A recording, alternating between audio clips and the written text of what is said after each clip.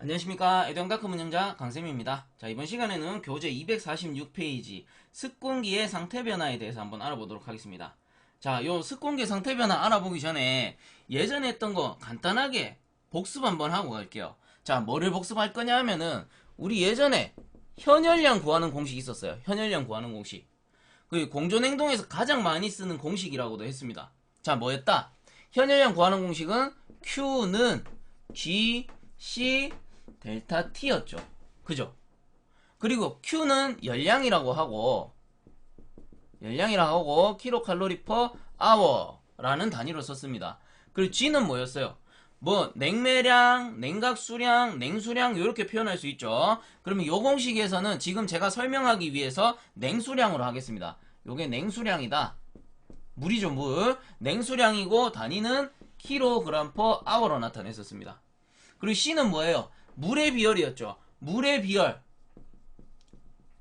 얼마예요? 1이잖아요. 1. 그죠? 단위는 킬로칼로리 퍼 킬로그램의 도시. 여기서 단위만 적자면 요 1을 생략하면 되고, 그 다음에 델타 T는 뭐예요? 온도차. 온도의 차. 도시. 그럼 요거 단위 한번 정리해보면 도시 사라지죠. 그 다음 킬로그램 사라져서 킬로칼로리 퍼 아워라는 열량이 되는구나. 이렇게 알 수가 있는 거예요. 그럼 이거를 어디서 썼다? 우리 냉동공학에서 냉동기에 적용시켜서 현열량을 구하는데 썼단 말이에요. 그리고 뭐 냉수량 구할 때도 썼고 냉매량 구할 때도 요 공식을 썼었어요. 그리고 이제 공기조화에서도 요 공식을 씁니다. 근데 공기조화에서는 다른 게 뭐냐면은 여기 이제 냉동공학에서 썼던 요 Q는 GC 델타 T라는 공식은 물에 대한 공식이었다면 공기조화에서 쓰는 Q는 GC 델타 T라는 공식은 공기에 대한 공식이 되겠죠. 그럼 이제 다시 한번 정리해 보는 거예요. 공기 현열량 그리고 Q는 했을 때 자, 똑같이 쓸 수 있습니다. G, C, 델타 T 똑같이 쓸 수 있어요. 그리고 Q는 열량 킬로칼로리 퍼 아워고 G는 킬로그램 퍼 아워인데 자, 여기서는 냉수량이었다면 냉동공학에서 공기조화에서는 요거는 송풍량이 됩니다. 송풍량. 실내로 치출시켜 줄 수 있는 공기량 그게 뭐다? 송풍량이 되는 거죠. 그 다음 C는 뭐가 돼요?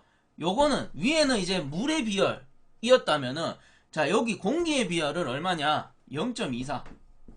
단위로는 똑같죠. 킬로칼로리 퍼 킬로그램의 도시. 자, 위에 물의 비율은 1이었습니다. 공기의 비율은 얼마다? 0.24. 요거 꼭 알아두셔야 됩니다. 그 다음에 델타 T는 똑같이 온도차죠. 도시로 나타내고 단위 정리해보면 도시 사라지고 킬로그램 사라지니까 킬로칼로리 퍼 아워가 된다. 그죠? 송풍량, 공기 비율, 온도차 이렇게 되겠죠. 그렇게 하면은 공기의 현열량이 나오는 거예요. 자, 그리고 여기서 조금 더 심도 있게 들어가 본다면 자, 사실 송풍량이라는 거는요 킬로그램 퍼 아워로 나타낼 수가 없습니다. 왜냐하면 자, 생각해 보세요. 물이라는 거는 어떤 용기에 담았을 때 그 무게를 측정을 할 수가 있죠. 근데 공기 또는 뭐 기체 같은 것들은 어떻게 용기에 담아도 무게가 안 나온단 말이에요. 그죠? 공기는 그러므로 공기는 무게양이 산정이 안 돼요. 그래서 요 킬로그램이라는 단위가 적용이 안 된단 말이에요. 그래서 공기 또는 기체는 어떻게 하느냐? 최적 단위로 씁니다. 최적 단위로. 어떤 공간에 차 있느냐? 그죠? 그래가지고 요 킬로그램 퍼 아워 대신에 미터 삼승 퍼 아워로 바꿔서 써줘야 돼요. 사실은. 하지만 우리가 뭐 지금 공부하시는 기능사라던가 산업기사에서는 요 단위를 크게 집중적으로 다루진 않는단 말이에요. 물론 문제에서 한두 문제 나오긴 하지만 그것도 이제 기출문제 풀면서 제가 설명해드릴 부분이고 그 설명해주기 전에 여기서 간단하게 짚고 넘어가자고요. 그럼 그쪽에서 더 쉬워지니까. 자, 그러면 요 미터 삼승이라는 최적 단위로 바꿔야 된다 이 말이 되는 거예요. 그럼 요 공식을 다시 씁니다. 요 공식을 다시 쓴다면 어떻게 되냐면 우선은 G 값이 얼마인지를 알아야 되잖아요. G에다가 나누기 1.2를 해주는 거예요. 1.2. 요 1.2라는 게 뭐냐면은 공기의 비중이에요. 공기 비중. 공기의 무게가 되는 거죠. 그럼 단위로는 킬로그램 퍼 미터의 3승. 그 다음에 요 G라는 건 뭐였다? 킬로그램 per hour 있잖아요. 단위가 킬로그램 per hour인데 여기서 이제 1.1을 나눠버리니까 킬로그램 사라져서 미터 삼승 per hour라는 스몰 q가 나옵니다. 스몰 q. 자, 요게 이제 송풍량이 되는 거예요. 송풍량. 정확한 송풍량. 또는 공기의 양이 되죠. 공기의 양. 실내로 들어가는 공기의 양이 된단 말이에요. 그리고 단위는 어떻게 되냐면 미터 삼승 per hour가 돼요. 미터 삼승 per hour 가야 됩니다. 자, 그러면 다시 한번 써볼게요. 그렇다면은 자, G라는 건 결국은 뭐예요? 여기 갖고 와서 치환을 해보니까 G라는 거는 1.2가 1로 넘어가죠. 그러면 G라는 거는 스몰 q 송풍량에다 곱하기 1.2한 값하고 같구나. 이렇게 되는 거예요. 왜냐? 요 송풍량 스몰 q가 미터 삼승 퍼 킬로그램이고요. 1.2가 공기의 비중 킬로그램 퍼 미터 삼승이란 말이에요. 제가 잘못 썼네요. 요게 미터 삼승 퍼 아워고 단위를 잘못 썼네요. 여기는 미터 삼승 퍼 아워로 적어놓고 여기는 또 잘못 쓰고 요건 미터 삼승 퍼 아워입니다. 스몰 q는 미터 삼승 퍼 아워고 공기의 비중 1.2는 킬로그램 퍼 미터 삼승이란 말이에요. 자, 그럼 어떻게 돼요? 미터 삼승 없어지고 킬로그램 퍼 아워가 되네. 즉 G가 나오는 거예요. 킬로그램 퍼 아워라는. 이런 식으로 단위가 산정되는 거예요. 자, 여기까지 이제 이해를 하셨다면은 마지막으로 공식을 한 번 더 정리해 봅니다. 마지막으로.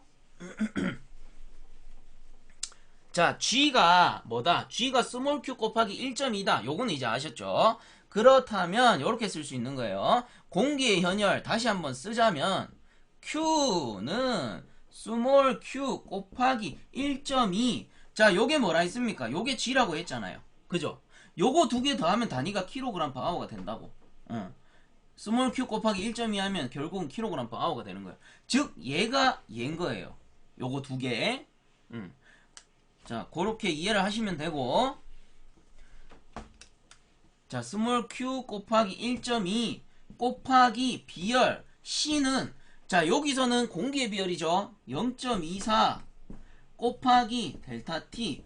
정확히 쓰면 요 공식이 되는구나. Q는 스몰 q 곱하기 1.2 곱하기 0.23 곱하기 델타 T구나.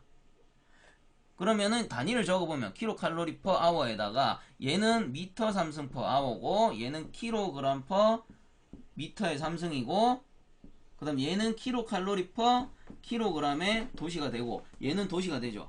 자, 산정합니다. 도시 사라지고 킬로그램 사라지고 미터 삼승 사라져서 킬로칼로리 퍼 아워라는 현열량이 나오네. 이게 무슨 현열량? 공기의 현열량. 자, 그러면은 요 이제 설명이 뒤쪽에서 나오는데 이왕 한 김에 하나만 더 정리합시다. 자, 스몰 q. 자, q는 다시 한번 쓰면 스몰 q 곱하기 1.2 곱하기 0.24란 말이에요. 근데 요거 두 개를 곱하면 얼마가 나오느냐? 0.29가 나옵니다. 0.29. 그럼 이렇게도 쓸 수 있겠네. 0.29 곱하기 델타 t. 요렇게도 쓸 수 있겠네. 요런 게 나오는 거죠. 자, 그리고 교재에 보시면은 요게 순서가 바뀌어 있어요. 어떻게 바뀌어 있냐면은 이제 교재를 보고 설명드릴 거기 때문에 마지막으로 교재에 있는 공식으로 제가 정리해서 적어 놓고 시작하겠습니다. 자, 공기의 현열량 요 Q를요 이제 현열이니까 QS로 바꿉니다. QS. 자, QS가 킬로칼로리 퍼 아워가 되는 거고요. 자, QS는 자, G는 그대로 오겠죠. G에다가 곱하기 C인데 요거는 뭐 0.24로 적을게요. 곱하기로 하죠 뭐. 0.24 곱하기 델타 T라는 공식이 되는 거고요. 그 다음 요 밑에 걸로 썼을 때는 자, QS는 자, 요 스몰 q를요 여기서는 대문자 q로 쓰겠습니다. 요게 송풍량이에요. 송풍량. 교재에서 나오는 송풍량. 이놈이나 같은데 교재에 있는 걸로 설명드리기 위해서 제가 요걸로 바꾸는 겁니다. 단위를. 그 다음 곱하기 0.29 곱하기 델타 t랑 같다. 요 밑에 공식이죠. 요 밑에 공식. 요걸 가지고 그냥 이렇게 변경해서 쓴 거예요. 요게 현열량 킬로칼로리 퍼 아워다. 자, 요렇게 적어두고 이제 시작하겠습니다. 요 공식 다 이해했다 싶으면은 넘어가셔야 돼요. 요 공식 이해 안 되시면은 조금 돌려서 다시 한번 보세요. 그리고 이해하시고 이제 그 밑에 습공기 선도 상태 변화하고 공식하고 같이 보시면 됩니다. 자, 그럼 246페이지 가가지고 습공기 상태 변화 동그라미 1번 보시면 습공기 가열에 따른 상태 변화라고 되어 있습니다. 자, 가열이라는 거는 공기 조화기가 이렇게 있다라고 치면 여기 안에 이제 가열을 하기 위한 뭐가 있다? 히팅 코일이 있겠죠. 히팅 코일. 그럼 이 뜨거운 코일을 통과한단 말이에요, 공기가. 자, 그렇다면 외기가 들어와서 이제 실내로 치출되겠죠. 실내로 치출된다라고 가정을 한다면 잘 보세요. 난방이니까 이건 언제예요? 히팅 코일이잖아요. 히팅 코일. 히팅 코일은 난방 코일이에요. 난방 코일. 난방 코일이면 계절이 언제야? 아, 겨울이구나. 겨울. 그죠? 겨울이면 실외 공기가 어떻게 돼요? 실외 공기가 낮겠지. 그리고 실내 공기는 난방을 했기 때문에 온도가 높단 말이에요. 그렇다면 습공기 선도로 그려본다면 자, 이렇게 해가지고 습공기 선도 밑에가 T고 위에가 X입니다. 그러면 자, 요게 T 외기 있는 쪽을 1번이라고 하고 그 다음 실내기 있는 쪽을 2번이라고 했네요. 그렇다면 실외 공기가 온도가 낮아요. 실외 공기가 온도가 낮으니까 요 선도상에서 왼쪽에 표시가 되겠지. 왼쪽에. 그럼 얘를 T1이라고 하고 뭐 물론 요게 이제 요렇게 내려갔을 때 T1 그 다음에 오른쪽에 있는 게 온도가 올라가죠. 오른쪽 갈수록. 그럼 얘가 T2라고 한다면 가열됐다라는 거는 일본 공기가 들어와서 히팅 코일, 뜨거운 코일과 닿아가지고 온도가 올라간 상태. 아, 오른쪽으로 가는 상태. 요렇게 되겠구나. 요게 가열입니다. 가열. 기억 안 나시는 분들은 자 보세요. 이렇게 어느 점을 찍어서 오른쪽으로 가면 가열, 점을 찍어서 왼쪽으로 가면 냉각, 온도 낮아지니까. 그 다음 위로 가면 뭐예요? 가습. 밑으로 가면 감습이었죠. 절대습도 올라가고 내려가니까. 그리고 대각선은 가열가습, 대각선은 냉각가습, 대각선은 냉각감습, 대각선은 가열감습. 이렇게 된다라고 했습니다. 자, 요 정도는 이제는 아셔야 돼요. 굳이 제가 설명 안 하더라도. 그래서 요 1번에서 2번으로 이동했기 때문에 요게 뭐다? 가열 코일이구나. 요렇게 이해가 되는 거예요. 자, 그리고 이쪽에 무슨 선이 있었다? 엔탈피 선이 있었어요. 엔탈피 선. 엔탈피 선에서 자, 요렇게 만나는 선이 있겠죠. 그럼 얘가 H1이 되는 거예요. T1이기 때문에 H1이 되고, 그 다음 엔탈피 선 여기서도 이제 요렇게 끄어가지고 만나는 선이 있을 거란 말이에요. 그럼 얘가 H2가 되겠죠. 그리고 습공기 절대습도 어떻게 돼요? 절대습도는 X1이나 X2나 같아. X1 값이나 X2 값이나 등원선이잖아요. 이렇게 수평으로 가버리면. 그래서 습도의 변화가 없단 말이에요. 절대 습도의 변화가 없어요. 즉 가열 코일은 왼쪽에서 오른쪽으로 그냥 현열 변화하는 거예요. 현열 변화. 그러면 요 코일만 봤을 때는 우리가 현열 공식만 적용이 되겠죠. 습도가 변하지 않았기 때문에 잠열 공식은 필요가 없습니다. 그럼 밑에 이제 보시면은 가열량 해가지고 나옵니다. 가열기 가열량 QS. QS가 뭐다? 현열량이었잖아요. 자, QS는 G에다가 H2-H1 해주면 뭐예요? 요거 엔탈피 값이잖아요. 엔탈피. 엔탈피 값 단위 뭐예요? 킬로칼로리 퍼 킬로그램입니다. 그러면 보세요. G 킬로그램 퍼 아워에다가 요 엔탈피 차 단위 곱해보면은 킬로칼로리 퍼 킬로그램 해보면은 어떻게 킬로그램 사라지고 킬로칼로리 퍼 아워라는 아 현열이 나오네. 왜? 현열이 킬로칼로리 퍼 아워잖아요. 제가 저 위에 적어놨죠. 그 다음에 0.24 G 델타 T 돼 있네요. 0.24 곱하기 G에다가 델타 T. 요게 T2 T1. 자, 요 공식 뭐예요?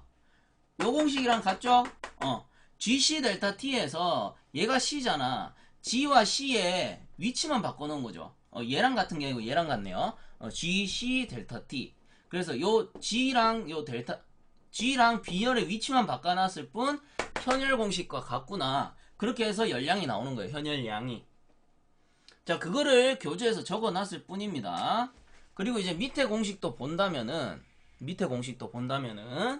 1.2 Q 델타 H 1.2의 Q 델타 H H2 마이너스 H1. 자, 요건 뭐냐면은 요 G 있죠, G.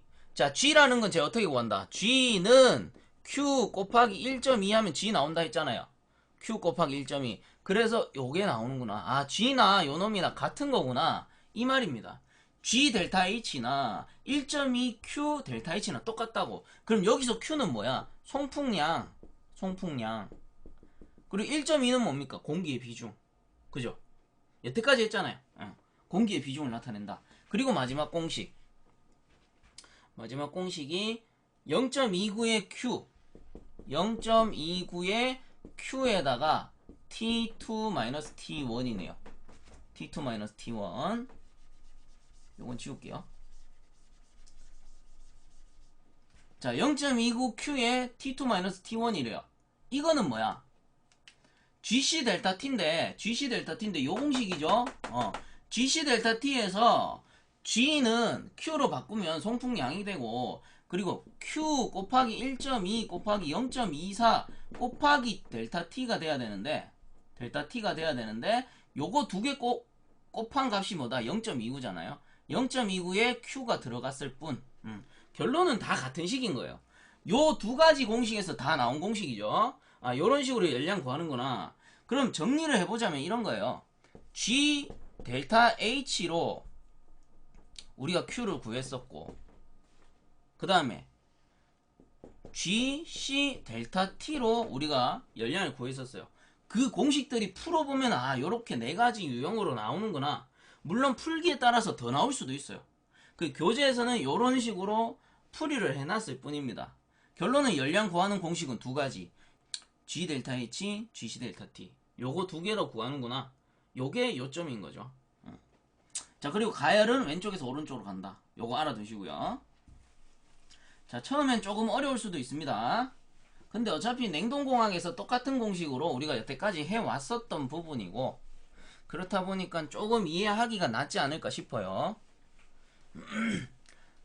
자, 이게 뭐였습니까? 가열 코일에 대한 습공기 상태 변화였고, 자, 그 다음에 247페이지 넘어갈게요. 습공기의 냉각, 현열 냉각이라고 되어 있네요.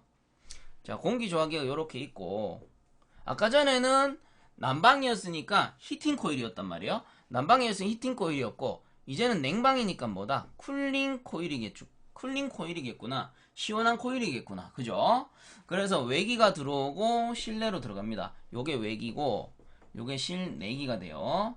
그리고 외기를 1번이라 하고 내기를 2번이라 합시다. 자, 그러면은 냉각하니까 계절은 언제예요?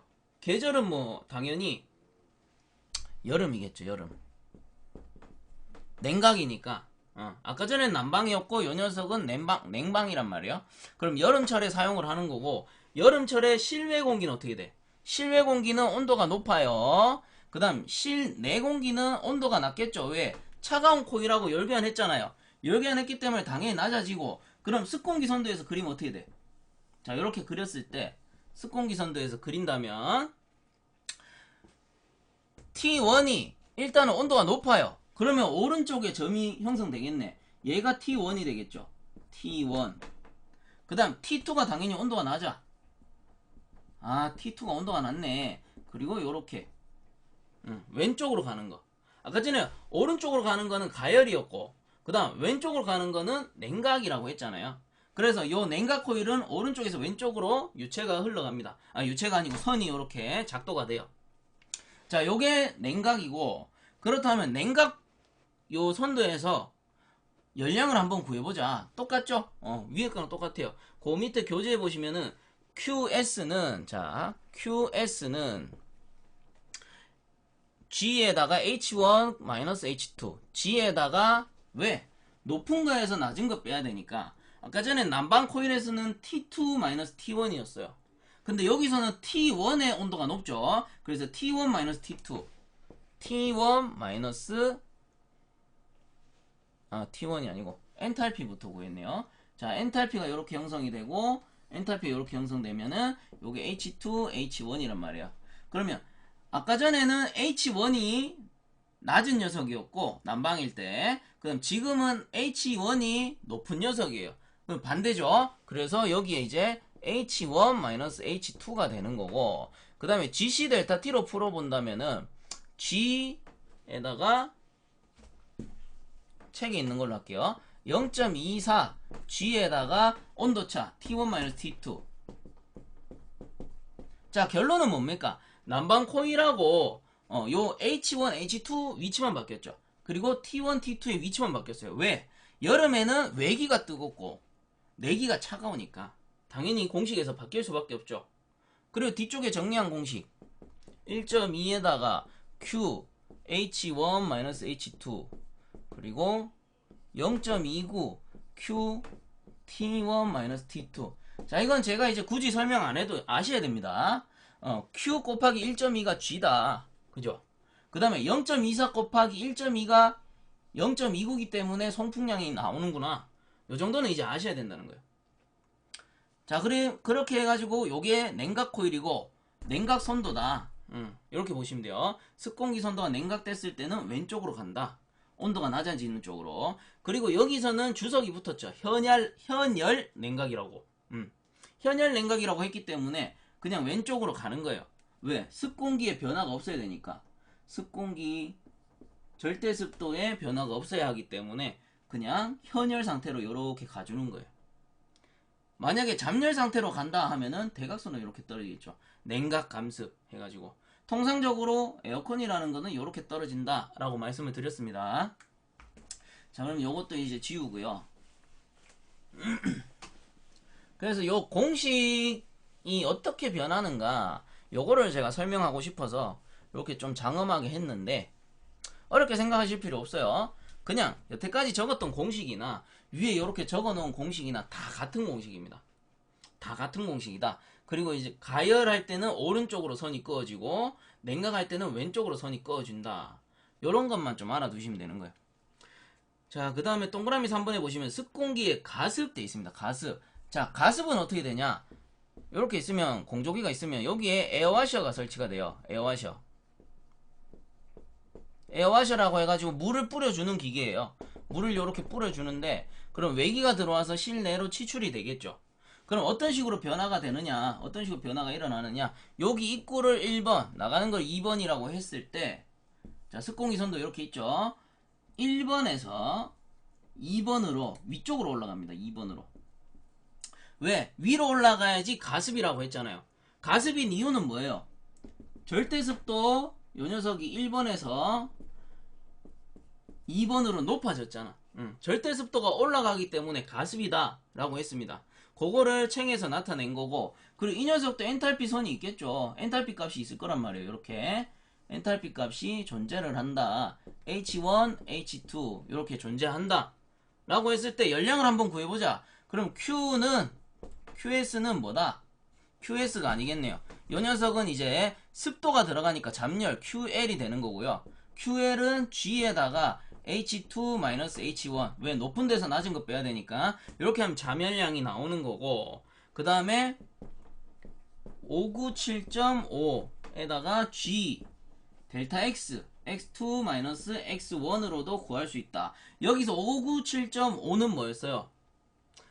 포화수의 증발 잠열이었잖아요. 포화수의 증발 잠열 곱하기 G 물의 양, 요 가습됐으니까 물의 양에다가 절대 습도를 곱해주면 된다. 단위로 쓴다면 잠열은 킬로칼로리 퍼 킬로그램이었고요. 요거는 킬로그램 퍼 아워가 되고, 절대 습도는 킬로그램에 킬로그램 다시로 구했었습니다. 단위가. 그러면 얘들은 뭐 지들 알아서 사라질 거고, 킬로그램 사라지니까 킬로칼로리 퍼 아워라는 열량을 구할 수 있구나.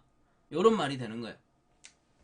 자, 그 밑에 이제 공식 나오는데, 그 밑에 공식 같은 경우는 1.2 Q에다가 H2-H1 돼 있죠. 이건 뭡니까? 1.2 곱하기 Q는 G다. 그럼 결국은 위아래 같은 공식이에요. 그 다음 717Q X2-X1 돼 있는데, 이건 뭐냐면요, G가 Q로 나왔어요. 풍량. 그럼 이렇게 쓸 수 있겠죠. 597.5 곱하기 Q에다가 곱하기 1.2 하면은 결국은 요게 뭐예요? G잖아요. 그리고 x2 마이너스 x1 요렇게 나타낼 수 있는 거예요. 자, 그럼 결국 뭐예요? 얘들이 g란 말이야. 그럼 597 곱하기 g에다가 x2 마이너스 x1 요 공식하고 같네? 그럼 1.2 곱하기 597.5 하니까 717 나오는구나. 717이 나오는구나. 그래서 결국은 요 공식이나 요 공식이나 같다. 717q x2-x1 요 공식이랑 같다. 요런 말이 되는 거예요. 그래서 어떤 분들 문제 풀다 보면 쌤 도저히 공식이 많아서 못 외우겠어요. 왜? 요렇게 풀이를 못한다는 뜻이에요. 유도를 못 해낸다. 유도를 못하기 때문에 공식이 어려워 보이는 거예요. 결론은 여태까지 한 거는 뭐예요? g는 q 곱하기 1.2랑 같다. 요것만 알아두시면은 거의 모든 공식이 유도가 됩니다. 지금까지 해온 공식들은. 자, 그것만 참고해서 보시면 되고, 자, 여기서는 이제 절대 습도가 나왔기 때문에 이런 식으로 풀이를 해준다 라는 거 참고적으로 봐주시면 돼요. 그리고 가습은 위로 올라간다. 계속 제가 반복하고 있는 거죠. 지난 시간부터 했던 내용들 계속 반복하고 있는 그런 형식인 거예요. 오른쪽으로 가면 가열, 왼쪽으로 가면 냉각, 그리고 위쪽으로 가면 가습, 아래쪽으로 가면 감습. 요거를 계속해서 반복해서 보여드리는 거죠. 자, 그 다음에 넘어갑니다. 248페이지 넘어가서 가습 증기량은, 자, 결국 L은 뭐다? L은 G에다가 델타 X, X2-X1. 그 다음에 요 G가 결론은 뭐예요? 717 곱하기 Q랑 같다.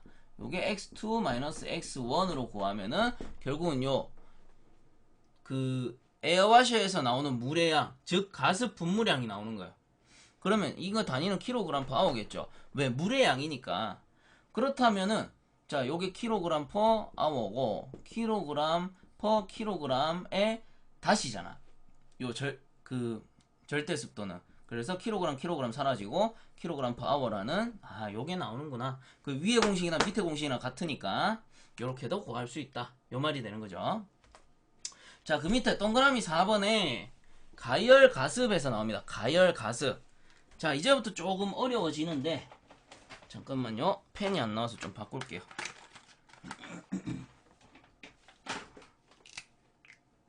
자, 이제 가열 가습. 자, 여태까지 했던 거는 그냥 단순하게 보세요. 1번, 2번, 3번 같은 경우는 1번이 가열이었고요. 2번이 냉각이었어요. 가열, 냉각. 그리고 3번은 가습이었잖아요. 요렇게 세 가지의 열량을 구하는 거를 배웠다. 그럼 이제 얘들이 혼합된 거에 대해서 알아봐야 되겠죠. 그럼 혼합된 녀석들은 어떻게 형성이 되느냐? 가열 가습입니다. 가열 가습. 그럼 공기 조화기로 따지면은 우선은 가열을 해요. 히팅 코일에서 가열을 하겠죠. 그 다음에 가습을 해요. 에어와셔. 요렇게 설치되어 있겠네. 그럼 외기 1번이 들어와가지고 히팅 코일 통과해서 2번 따뜻해졌다가 그 다음 3번 에어와셔에서 살짝 식겠죠. 왜? 차가운 물을 분무하니까. 그래서 3번이 되는 거고, 그 다음에 이제 실내로 치출돼요. 4번. 치출됐다가 뭐 이렇게 돌아오는 형식이 되겠죠. 자, 그러면 교재에서는 4번은 없네요. 에어와셔까지의 이제 그림만 나타나 있네요. 자, 그럼 요것만 가지고 한번 그려보겠습니다. 습공기선도 이렇게 있다. 습공기선도 있다. 라고 했을 때 이렇게 되고 이렇게 해가지고 우선은 가열이 먼저 되죠. 근데 가열한다는 거는 계절이 언제야? 겨울이잖아. 겨울이란 말이에요. 겨울에는 실내 온도가 어떻게? 차가워요. 차갑기 때문에 어디에 있다? 왼쪽에 어디 있겠구나. 왼쪽에 온도가 낮으니까. 그 다음 히팅 코일은 온도가 조금 높을 거고, 근데 에어와셔 차가운 물을 뿌려버리니까 다시 온도가 내려가는 형식이거든요.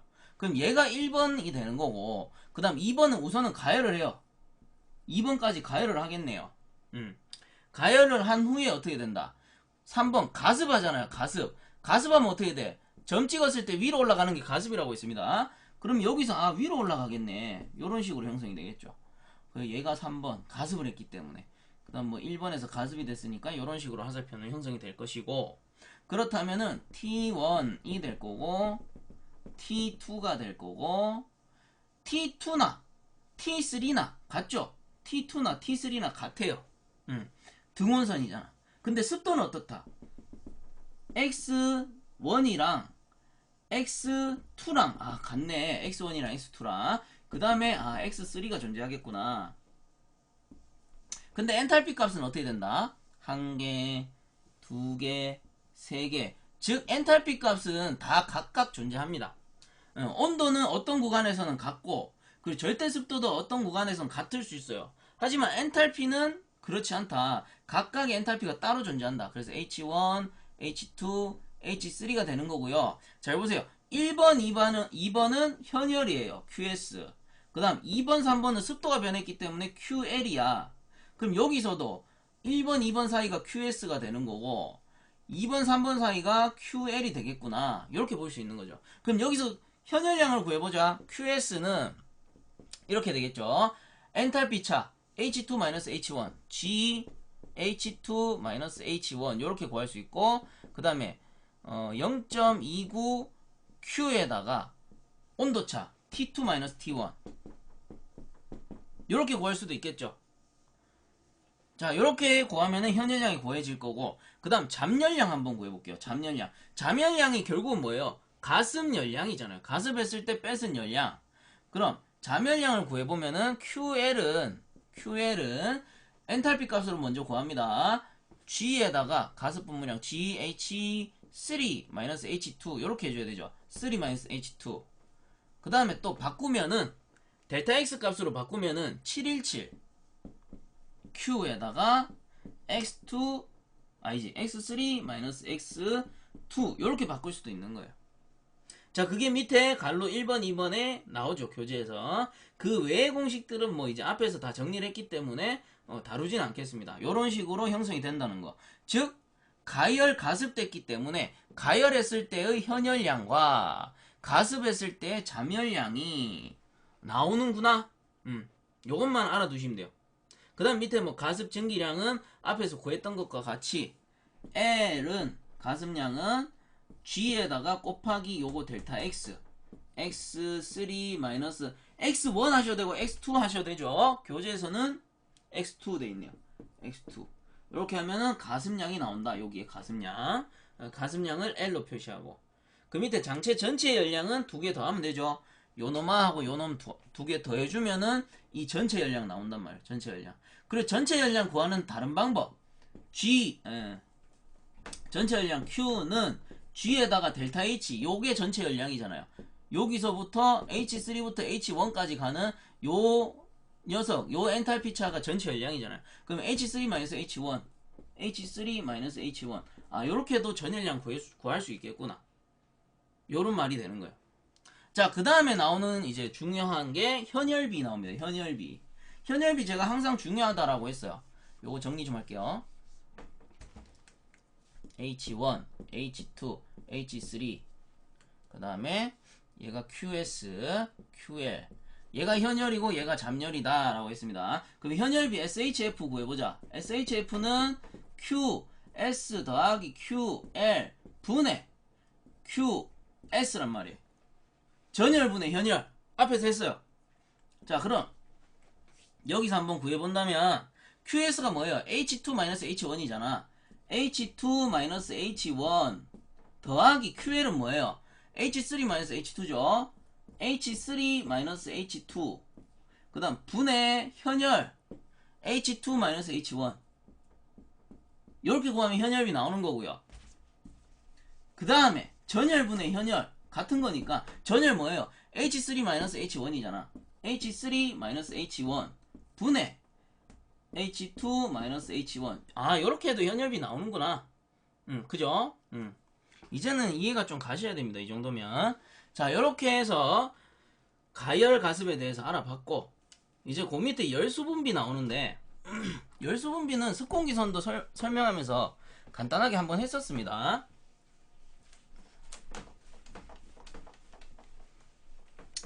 한번 읽어보면은 열수분비란 습공기선도의 상태 변화량 중 고디에 줄 거 주세요.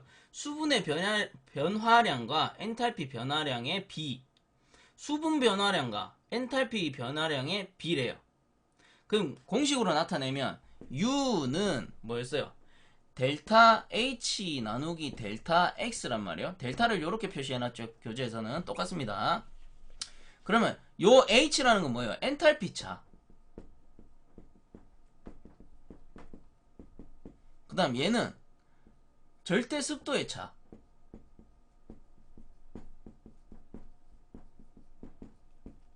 결국은 뭐예요? 엔탈피는 열량이고 얘는 수분이잖아. 수분. 그럼 열과 수분의 비, 열수분비. 그죠? 간단합니다. 엔탈피 차 나누기 델타 X 절대 습도, 열수분비. 요걸 나타내는 거예요. 자, 그 밑에 갈로 7번에 각종 가습 방법에서 나오는데 요것도 좀 간단하게 짚고 넘어가야 됩니다. 각종 가습의 방법 해가지고 순환수 분무, 뭐 분무라고도 하고 가습이라고도 하고. 자, 요게 하나. 그 다음에 온수 가습 2번.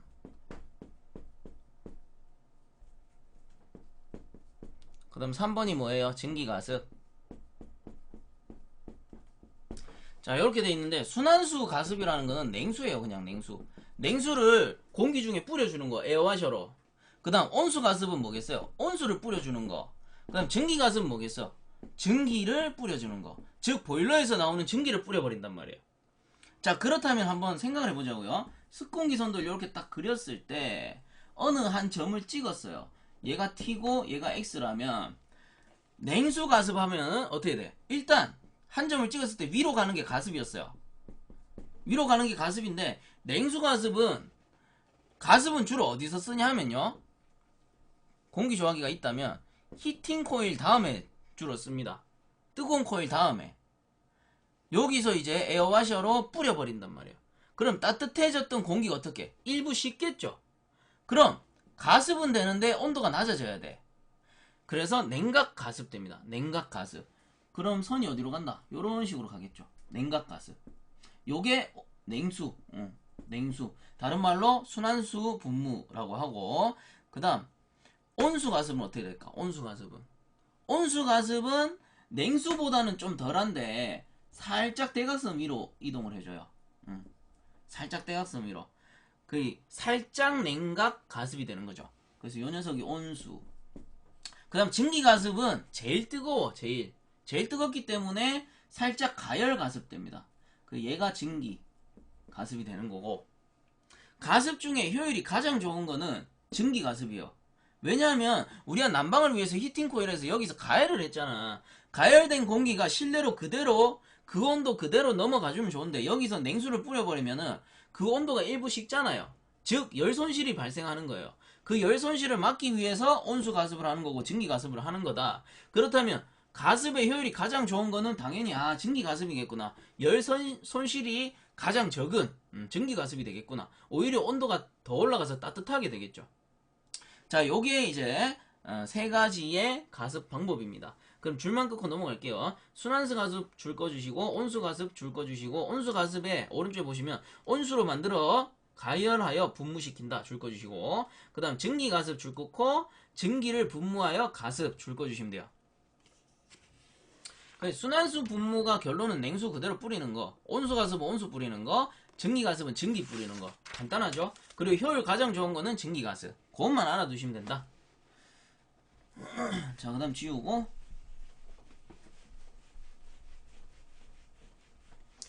D페이지 넘어가시면 250페이지에 단열 혼합 과정 돼 있는데, 이거는 어떤 과정이냐면 공조기가 이렇게 있으면 뭐 히팅 코일이 되었든 쿨링 코일이 되었든 실내로 치출을 하죠. 실내로 치출해서 실내 공기가 다 쓰고 나서 리턴을 시킨단 말이에요. 리턴 시키고 또 외기랑 섞어요. 그럼 외기 1번, 여기서는 2번이네. 외기 2번, 그 다음 실내 공기가 1번. 그럼 이렇게 돌아오는 공기도 1번이 될 거고, 그럼 섞인 공기를 몇 번? 3번이라고 한다. 그럼 얘가 OA가 되는 거고, 그리고 얘가 in air, 리턴 에어라고 할까요? 돌아오니까 리턴 에어. 그 다음에 요 녀석이 믹싱 에어가 되겠죠. 그럼 요 단원에서는, 단열 혼합 과정에서는 요 믹싱 에어를 어떻게 구하느냐, 그런 말이 나오는 거예요. 그럼 습공기 선도로 그려보자면 이렇게 그렸을 때 요 과정이죠. 실외 요 녀석이 지금 실외 공기가 높다고 나오네요. 그럼 여름철이겠네. 여름철을 가정해서 실외 공기가 높다. 요게 2번 공기가 되고, 그럼 실내 공기는 쿨링 코일을 통과했으니까 차갑겠죠. 얘가 1번 공기가 되고, 요거 두 개가 만나가지고 이렇게 만나서 혼합 공기 3번이 발생한단 말이야. 그럼 요 3번의 특징을 한번 알아보자. 그렇다면 이렇게 내렸을 때 얘가 T1이 되고, 이렇게 내렸을 때 얘가 T3가 되고, 이렇게 내렸을 때 얘가 T2가 되고요. 그 다음 절대습도 X1, 절대습도 X3, 그리고 절대습도 X2. 엔탈피로도 나타낼 수 있죠. 이렇게 해서 H1, H3, H2 이렇게 나타낼 수 있어요. 그럼 그 밑에 동그라미 1번 보시면은 혼합공기 엔탈피 구하는 공식인데, 여기서는 제일 중요한 게 뭐냐면 요 공식 하나만 아시면 돼요. 결국은 얘는 뭐예요? 1번과 2번이 섞인 거거든요. 1번과 2번이 섞였어. 그리고 공기가 들어가는 양, 그리고 리턴되는 양은 항상 일정하겠죠. 공조기의 용량이 똑같다면. 왜? 송풍기의 용량은 결국은 똑같을 거 아니야. 하나잖아. 그 하나에서 빨아당길 수 있는 공기의 양은 한정돼 있단 말이야. 그래서 항상 일정하다고 가정을 하는 거예요. 그럼 일정한 상태에서는 어떻게 되냐? G3 곱하기 엔탈피 양입니다. 요 H3 요 곱하기는 생략할게요. G3H3는 결국은 뭐예요? 요 놈이 요 놈 더한 거잖아. 1번 2번 더한 거란 말이야. 그래서 G1 곱하기 H1 더하기 G2 곱하기 H2랑 같다. 그럼 여기서 엔탈피, 혼합 엔탈피를 구해라 라고 한다면 H만 남기고 다 넘겨버리면 되는 거예요. H3는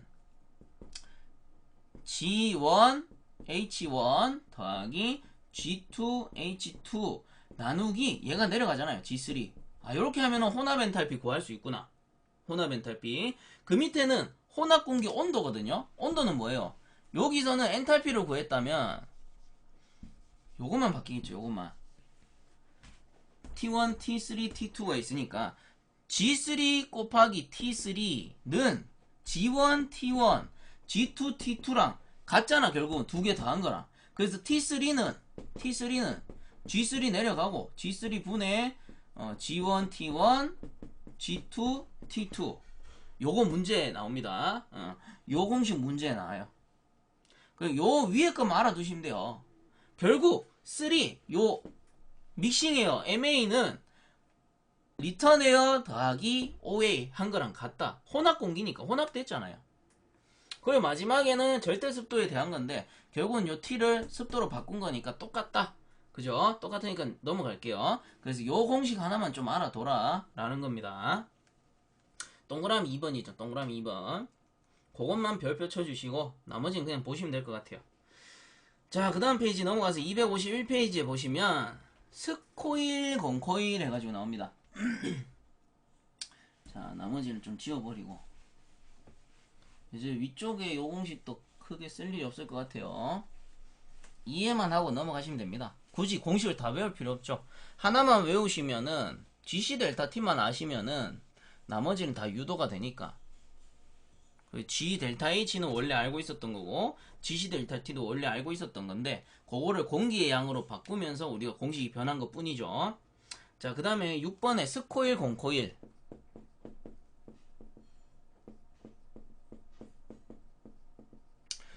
습공기 선도에서 설명을 해보면요.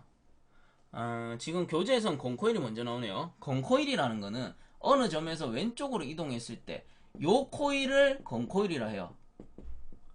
이 코일의 특징이 뭐야? 온도는 내려갔죠. 온도는 내려갈 수도 있고 올라갈 수도 있어.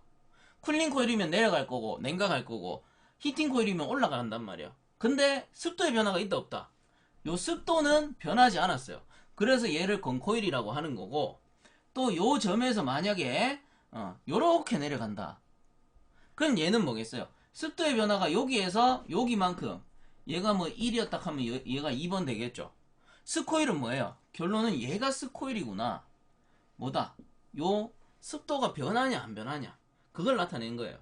그래서 교재에서 읽어보면은 공코일 먼저 읽어보면 그림 A에서 냉각 코일에서 입구 공기 1 이 냉각되는 과정은 이때 코일의 표면 온도가 입구 공기의 노점 온도 T1보다 높은 T2라면 B에서 보는 바와 같이 동그라미 1, 동그라미 2의 수평선상으로 즉 줄 것입니다. 현열 변화만 한다.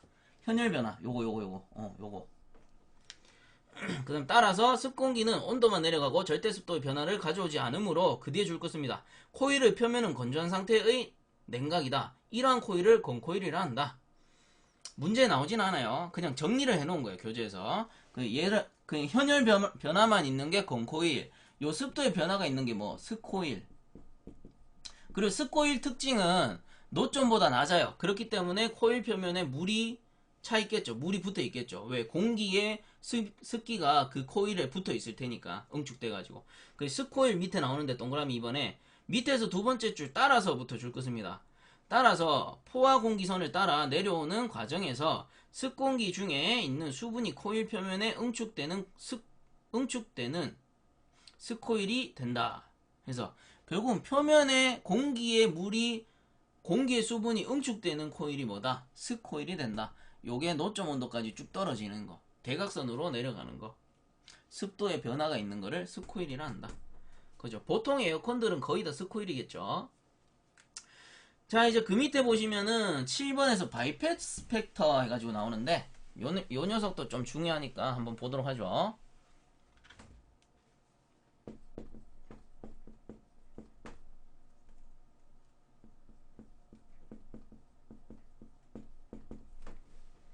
바이패스 팩터 약자로는 BF 바이패스 팩터.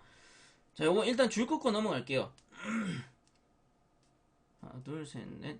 다섯 번째 줄부터 다섯 번째 줄 말고 네 번째 줄 맨 오른쪽부터 대부분 해가지고 나옵니다. 거기부터 줄 꺼주세요. 대부분의 공기는 코일에 접촉되어 열교환이 된 TS의 상태 S점이 되나 일부의 공기는 코일과 접촉하지 못하고 1의 상태로 그대로 빠져나간다. 줄 꺼주시고 뭔 내용인지 모르겠지만 일단 줄 꺼습니다. 그 밑에 줄에 보시면은 뭐뭐 된다 뒤에 보면 이때 해가지고 나옵니다. 거기 별표 치고 줄 꺼주세요. 이때 공기가 코일을 통과해도 코일과 접촉하지 못하고 지나가는 공기의 비율을 바이패스 팩터라고 한다. 줄 긋고 별표. 가장 중요한 내용이에요. 자, 그래서 이게 무슨 내용이냐면은 증발기를 예로 듭시다. 증발기가 이렇게 있다라고 하면 뭐 공조기에서는 요거를 쿨링 코일이라고 할 수도 있겠죠. 증발기 여기 이제 원래 가운데 펜을 그려야 되는데 가운데 펜을 그리면은 안 보이니까 여기다 펜을 임의로 그릴게요. 펜을 그려서 실내 공기를 이렇게 쏜다라고 했을 때 실내 공기가 요 코일 즉 배관과 닿았을 때 그 공기가 차가워지겠죠. 근데 100% 닿지는 못할 거란 말이에요. 모든 공기가 이 코일과 닿으면 얼마나 좋아. 하지만 코일은 중간중간 틈새도 있을 거고 그 핀 튜브를 설치했더라도 핀 사이사이에 틈이 있단 말이에요. 그때 요 틈을 통과하는 공기들 이렇게 틈을 통과하는 공기들 배관과 닿지 못하고 전열되지 못하고 통과하는 공기들 즉 외기온도 그대로 들어가는 거예요. 차가워지지 않고 식지 않고 그 공기들 쓸 수 있어요? 못 써요? 못 쓰잖아요. 전열 교환하지 못하고 지나간 공기 그게 뭐다? 바이패스 팩터 못 쓰는 공기예요. 그리고 반대로 이 코일과 닿은 거 전열했던 공기는 뭐냐 하면은 컨택트 팩터라고 합니다. 컨택트 팩터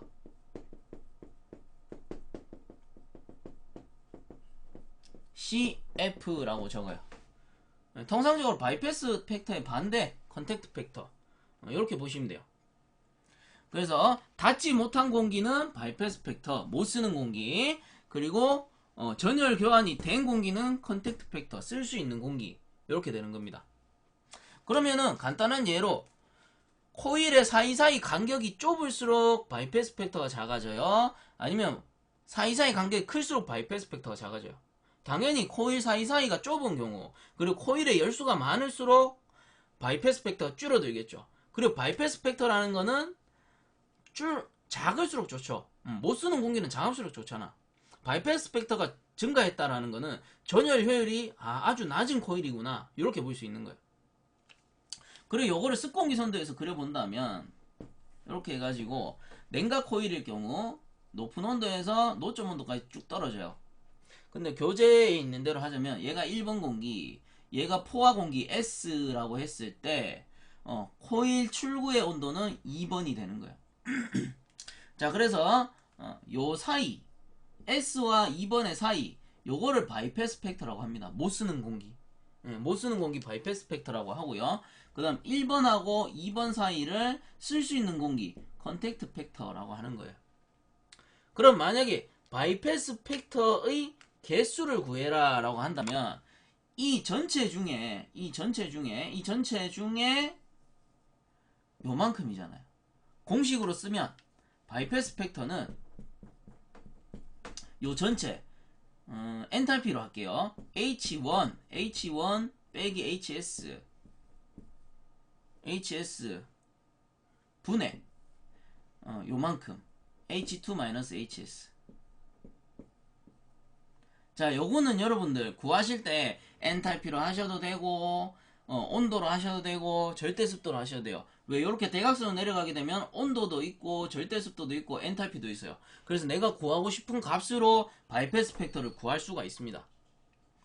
자, 이런 식으로 엔탈피로 구해도 되고 뭐 온도로 구해보자. 그러면은 T1 요게 1이죠. T1 마이너스 전체 TS 분의 T2 TS 이렇게 되겠죠. 그리고 한 번 더 절대습도를 한번 구해보자. 여기 XS가 있을 거고 여기 X2가 있을 거고 여기 X3가 있을 거란 말이에요. 그럼 요 전체 요 X1이구나. X1 빼기 XS 분의 X2 마이너스 XS 이렇게 해도 바이패스 팩터죠. 그럼 여러분 컨택트 팩터 한번 구해볼까요?